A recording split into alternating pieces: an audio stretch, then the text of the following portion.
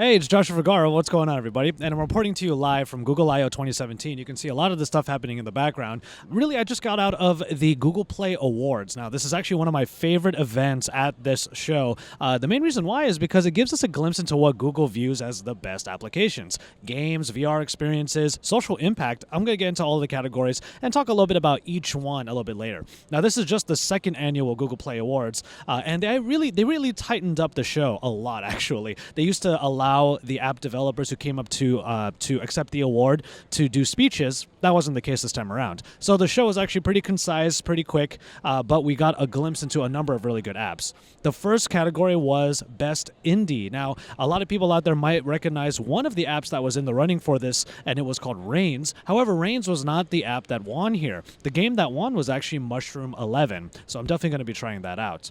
The Best Startup award went to an app called Hooked, which kind of changes the paradigm of texting and virtualizes it a little bit. Definitely an app to check out. Though I was a little bit disappointed because Discord, which is the app that we use for the Android Authority podcast, was in the running, but of course did not win. The thing that I noticed in the Android Wear app experience was that, well, in this category, there were a lot of fitness apps, which probably is apropos because Android Wear is supposed to have a health initiative. That said, however, the winner of this one was Runtastic.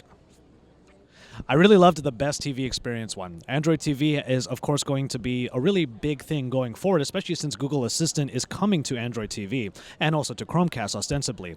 But Android TV obviously is about a viewership experience, and what I noticed in this was that there were a lot of different Asian programming applications. I don't remember the names of them offhand, but you can see them in this clip right here. And yet there was also Netflix, which was interesting because, well, it's a huge company, and that became a trend later on in different categories. But the winner of this award was Red Bull TV. The Best VR Experience went to a game that I actually was able to try at the Unity Summit 2017. You could check out the coverage from that at vrsource.com and its YouTube channel. But Virtual Reality, which is a hilarious game because it puts you in so many different scenarios that these robots or these AI are trying to understand the human condition, so they put you in virtual reality, which is weird because it's virtual reality.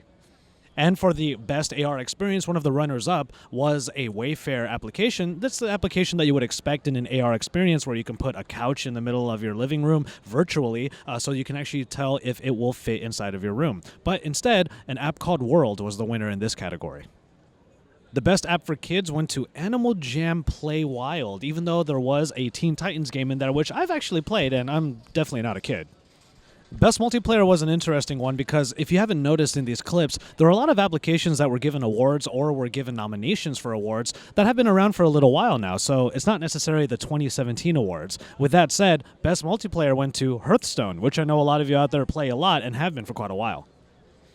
And then kind of a weird order in the Google Play Awards was the fact that Best App came next, which is weird because you would think Best App or even Best Game, which came after Best App, would be the last applications or awards that happen at the end of the show. But indeed, Best App went to Memrise, which is an app I definitely want to try out, even though inside of Best App, there was an app by GoPro called Quick, which was interesting because you have another big name in the running for Best App.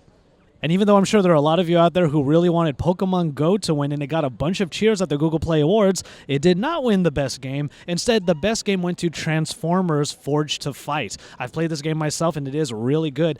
The main reason why it won was because they said it brought console-level gaming and graphics to Android and kind of sets the bar for what future graphics on Android could look like.